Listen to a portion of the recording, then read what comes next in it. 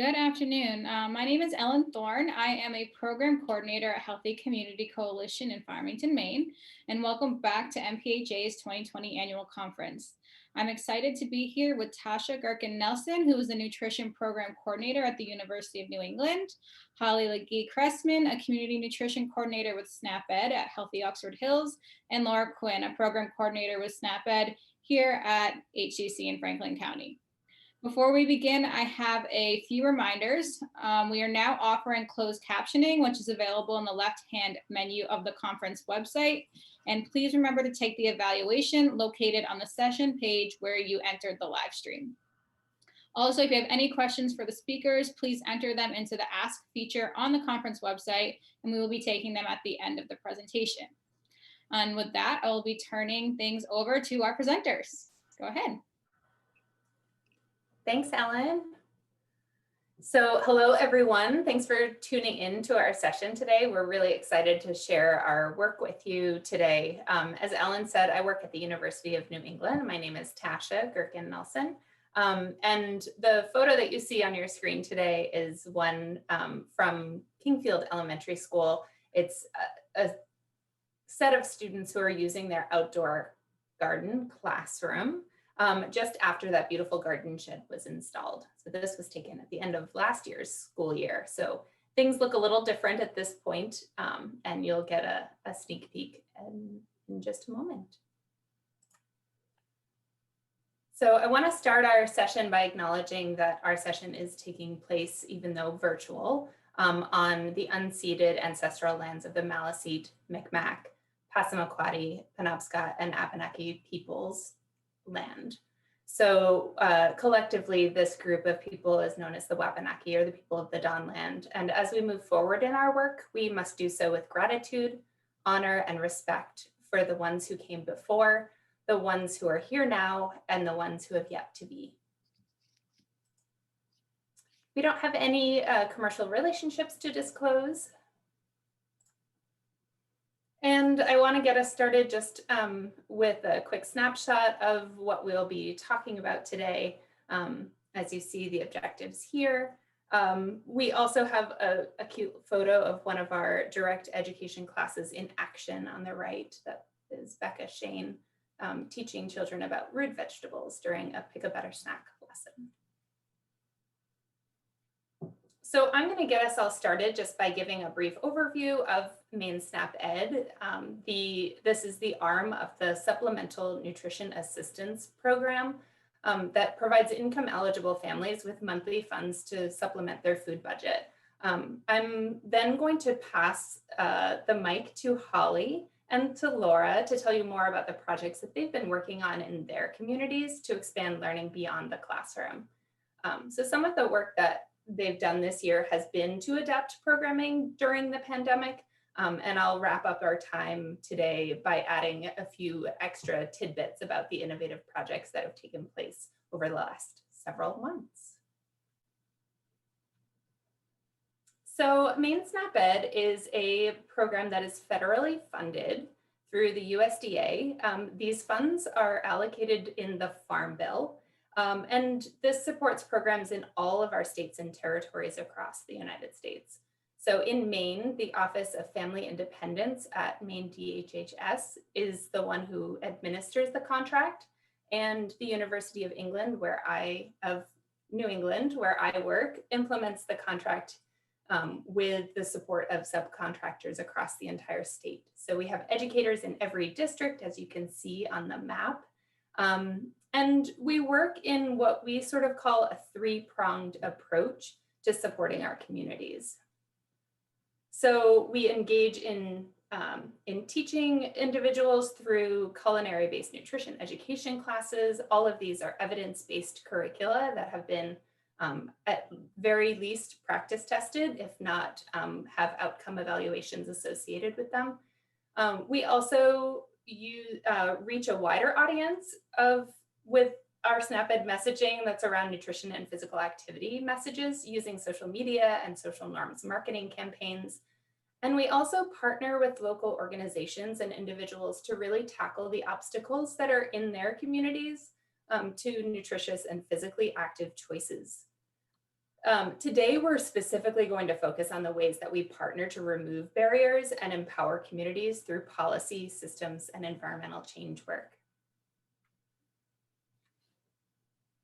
We know that sort of like one of these prongs, the direct education, the social marketing, the policy systems, and environmental change work, it doesn't have the same impact as if we combine those efforts across the state.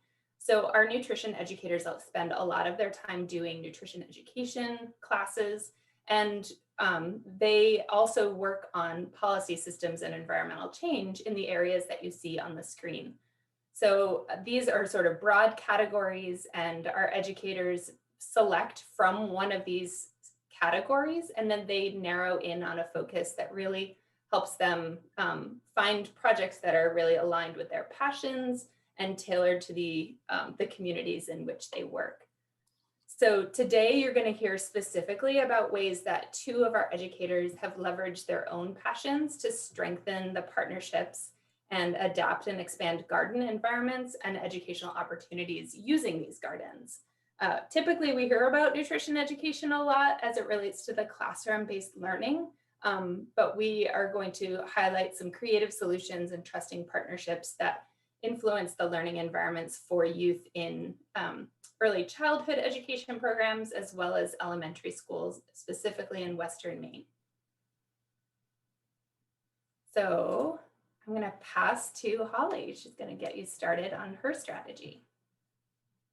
Hi everyone, I'm Holly Lagee Cressman. I'm a community nutrition educator at Healthy Oxford Hills in Oxford County. And my PSE work is a childcare wellness strategy that was launched in January of this year. And as Tasha said, we're really able to choose PSE strategies that fit with our passions and our skills and experience. So I chose this PSE strategy because it combines my love of gardening with my experience working with this age group.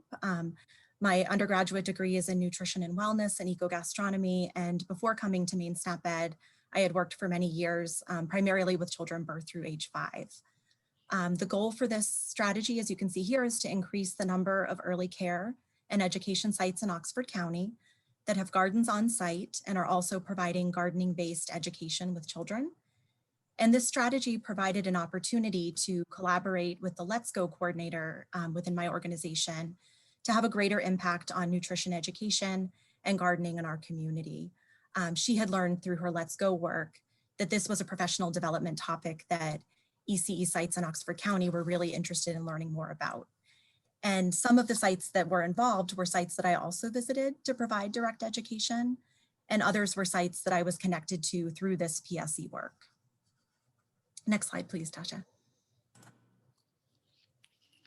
So the annual objective for this PSE strategy was to offer a gardening and nutrition education training for ECE providers in collaboration with Let's Go, and then to provide ongoing training and technical assistance to sites, which could include support with starting a garden or providing farm to ECE resources or implementing direct education.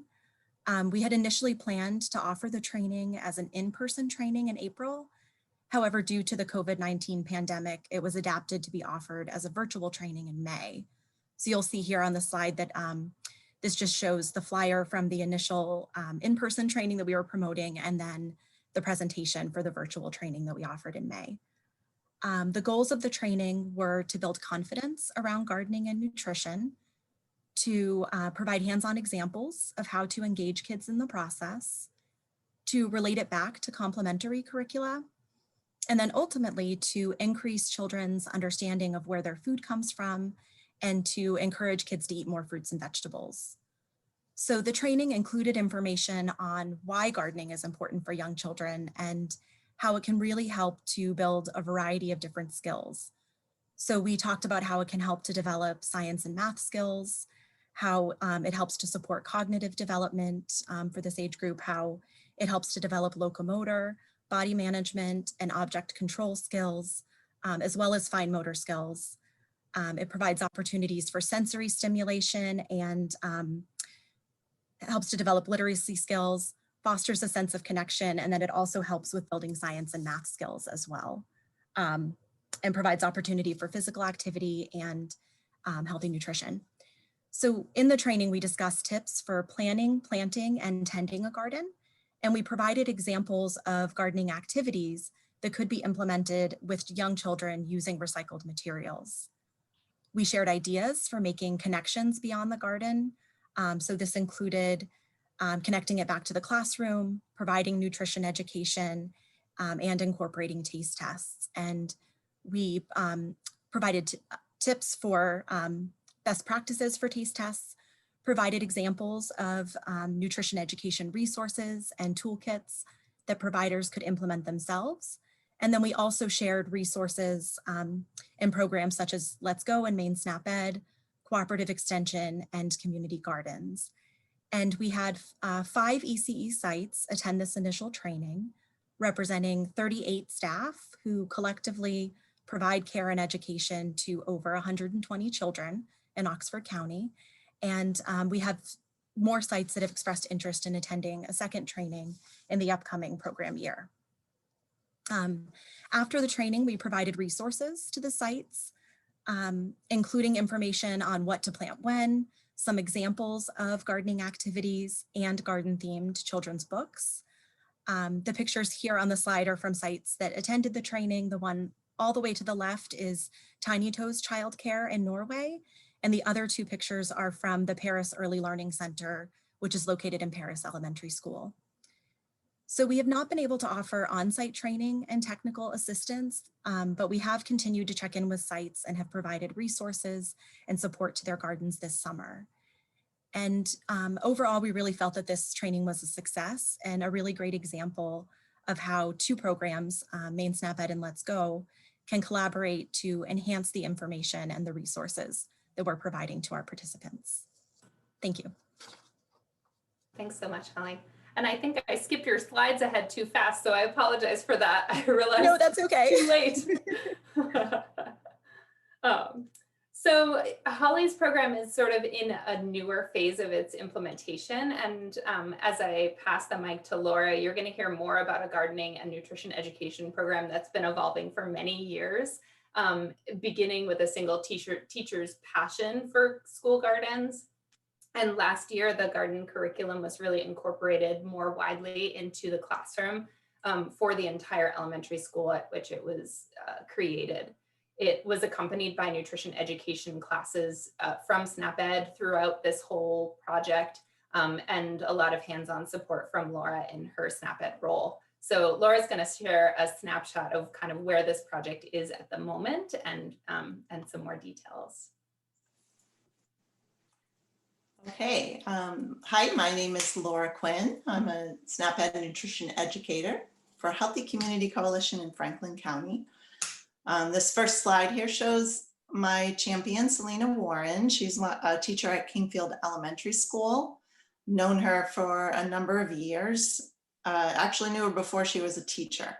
So we just hit it off. I was coming in to do nutrition education in the classroom, and she said, hey, I love gardening.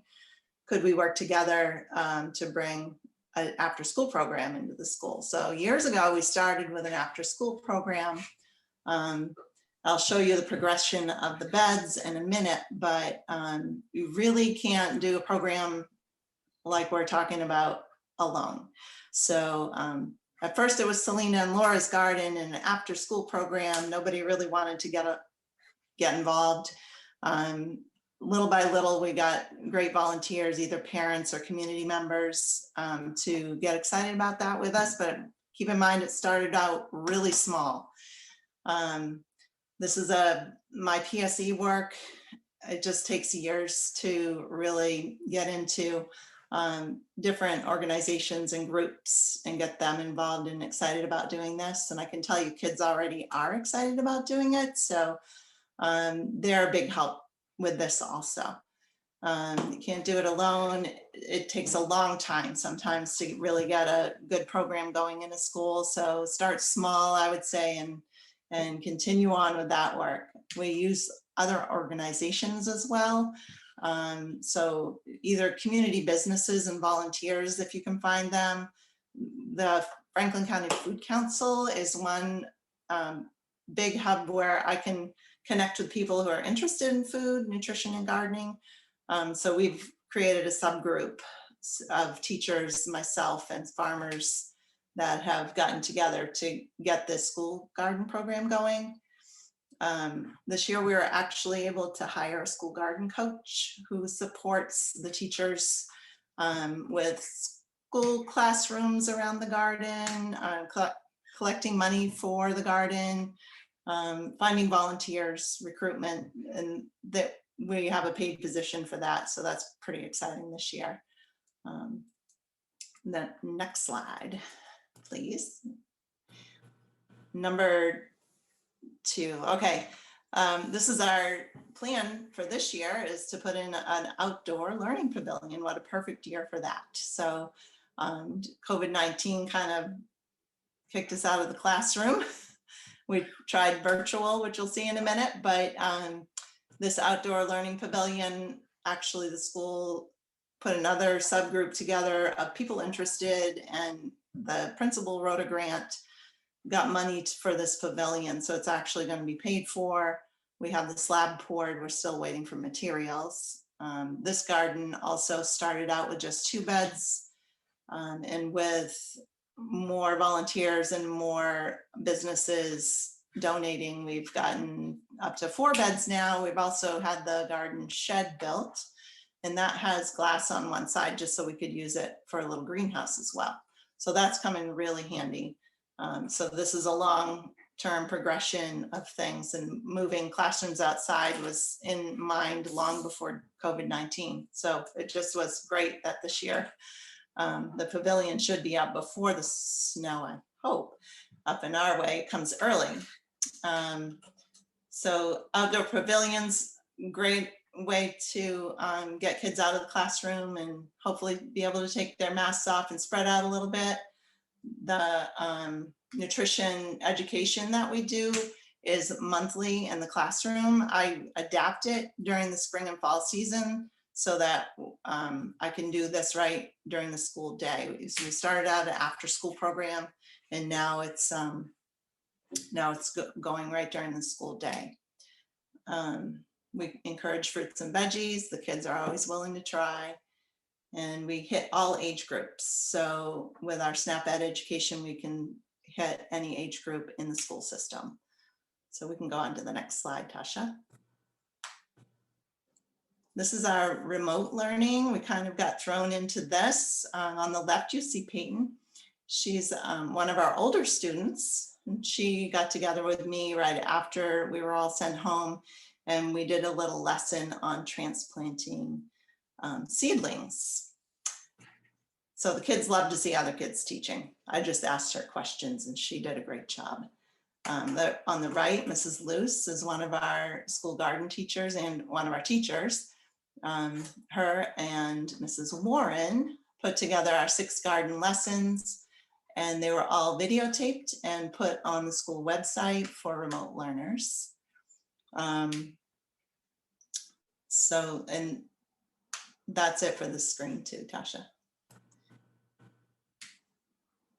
And this is our harvest dinner, which is really fun. So at the end of every season in the fall, when we put the gardens to bed, we collect everything out of the gardens. The students and the students on the left are at Kingfield Elementary School. They've got a great big giant bowl of kale. They're tearing for kale chips, I'm sure. They get very excited about touching the food and getting it ready for our harvest dinner. So the other aspect to this is it's all hands-on learning. The kids on the right are doing some apples. It's hands-on. The kids get to show their parents what they made. They're a part of recipe planning. They're a part of everything about the dinner. So the parents get invited and they come and they do a little presentation every year, which is super fun. We'll have it online this year. We're adapting it this year to be a drive-through. So we'll have soup and bread. We'll be making the soups out of everything we've harvested or collected from the farms and making them into soup. And then the adults are actually going to serve them by having a drive-through and parents are ordering ahead of time what kind of soup, and then they'll just drive away. And the idea is that they'll eat with their family that night, the harvest dinner, and then they'll watch a recorded video of what the kids have been doing this year in the garden. So it's a way to interact the families, adults in the families with the kids, and just to get them in on the learning too, which I really enjoy. So that's, oh, one more slide, Tasha. And why I do this work. I love gardening. I love kids. I love to see how they teach me a lot of times. This is a little song that they sing usually every single class. We sing this song. I'm not going to sing it for you today, but it's really cute, and the kids enjoy every part of this. They love getting dirty. They love watering during the summer. It's just what we do. It ties in so nice with SNAP-Ed. I can't even imagine not being able to do this. It makes everything come alive. And that's the end of my presentation. Awesome. Thanks so much, Laura. Yeah, I think what I love to hear about both of these projects is really the ways that programming started with working with youth, and it has really developed into a partnership with the wider community that supports these youth, and allowing the youth to support adults in their learning process as well. So it's really fun to see those intergenerational collaborations that kind of address the work that we really start in the classroom and expand beyond. So I wanted to give you a tiny snapshot of a few other things that are happening statewide with regard to the COVID pandemic. So starting in the middle, you see a young man preparing a recipe. This was an adaptation that a nutrition educator made so that she could deliver classes outdoors in an environment where each family that was attending these classes would have their own setup. They wore masks and they were able to keep socially distant while also being able to still participate in the really the evidence grounded nutrition education classes that we so pride ourselves on at SNAP-Ed. Other educators, if you continue sort of clockwise up to the right, you'll see another way that educators are finding to interact with their audiences using a Bitmoji Classroom that has everything from a video that you can use and a trivia game that you can click on to interact with students who are learning remotely. As you move along to the bottom of that section on the right, you'll see a garden sign that was implemented to make sure that anyone who is participating in this community garden PSE project would know how to interact with the garden in a way that was protecting themselves and others during the pandemic. This also has looked like gleaning initiatives that are expanding to really support the ways that our food system has changed so dramatically during the pandemic. And it gave educators an opportunity to spend a little more time on their PSE projects. And that's been really exciting for a lot of them, because I think many see the capacity that they have as being a little bit limited. And this was an opportunity to say, hey, what can I do to continue to reach my community when virtual education is not necessarily the best for this particular group of people, or I can't do anything in person because we need to keep each other safe, because we are the public health professionals and people look to us to make those decisions. It also looks like at the Indian Island School, where this 5th grader is showing us part of her garden take-home kit. So there were some kits that were made by a nutrition educator who intended to have a garden in the community where people could come and gather. And over the summer, it did not make sense to do that gathering. So they put together a whole kit that would have instructions and tutorials and ways that they would be able to interact with these students as their plants started growing. So there were a lot of really cool, innovative ways that students were, or that nutrition educators were interacting with their communities, and we just wanted to highlight a few of those.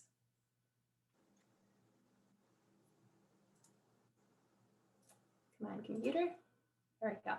So thanks again. I know, Ellen, we are looking for some questions from you. If anybody has questions that they want answered or think of later, our contact info is on the screen, and we would invite you to also visit our website and check out our Facebook and Instagram pages. So thanks so much.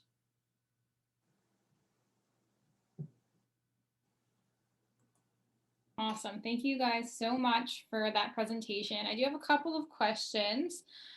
So first of all, it's really awesome to see all of the stuff that the educators are doing during COVID. So creative, so fun. That's really great. And I was wondering if there is any like precedent, or if you come up with any ways to tie in garden learning with the school learning standards, because I know that's something you've done with some of your other curricula. So just wondering if you guys have anything for that, to get that school buy-in. Yeah, that's a really great question. So much of the direct education that we do is specifically around the nutrition side of things. Laura, I'm wondering if you have any thoughts about this as well. About the standards. Well, I know that our SNAP-Ed programming aligns with standards, school standards. So I know that what we're bringing into the classroom does. The curriculum that my teacher uses, I believe does, but don't quote me on that. So she came up with her own garden curriculum, and I just kind of work mine in with what she's doing. And usually she'll pass, so as far as does it align with the standards and selling it to the school, she already had it sold to the school. So yeah, and I'll just add too that I think one of the really cool things about our program that I know, Ellen, you know very well, is that we are often partners in the work that happens. And so what we bring to the table is evidence-based, and we provide that sort of connection to others who are perhaps more expert in their particular field. And so we often would rely on others to kind of like be the backbone of that type of thing in regard to gardening education, for instance, because our curricula are specific to nutrition and physical activity rather than the gardening component. It's a way for us to support initiatives that are happening in the community. That's great. Thank you all. It's really great to see how you are integrating this work into the classroom, and it's really awesome. You guys are doing excellent work. I did have one more quick question about, so Laura, you kind of mentioned it then too, having that champion in the school makes it a lot easier to integrate the work. So that school garden coach you have, is that kind of taking the place of that school champion? Because I know it can be really difficult to find one person who's willing to take ownership of a project that big, especially year after year. So are you viewing the school garden coach as someone who's taking that position, or someone who's going to help identify those people? I think she will take over some of the responsibilities. Let's say, okay, I'll talk for Kingfield. Selena was super excited about giving over the volunteer sheet for summer to her. Some of the planning for the classroom sessions, especially during the winter when she has less time. And I don't know how she finds the time to do any of it. It's got to be all on her own time, I'm pretty sure.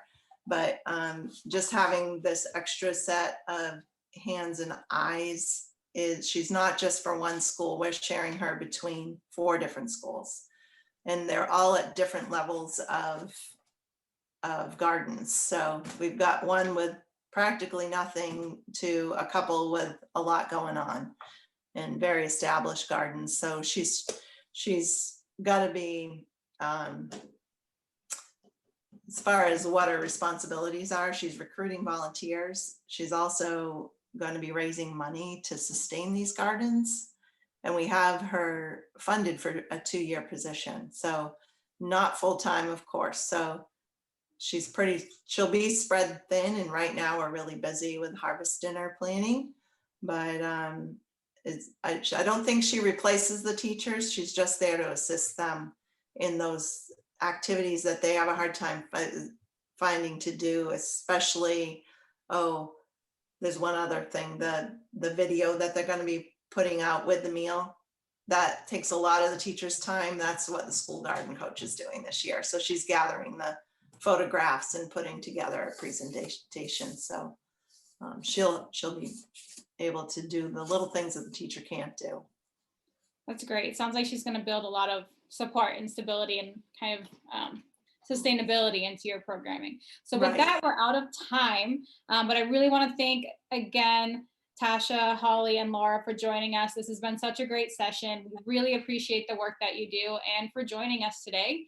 And I want to thank all of our participants. Please be sure to complete this session evaluation, and we will be right back with another presentation about agriculture education in the classroom. And we hope that you'll all stick around. Thank you.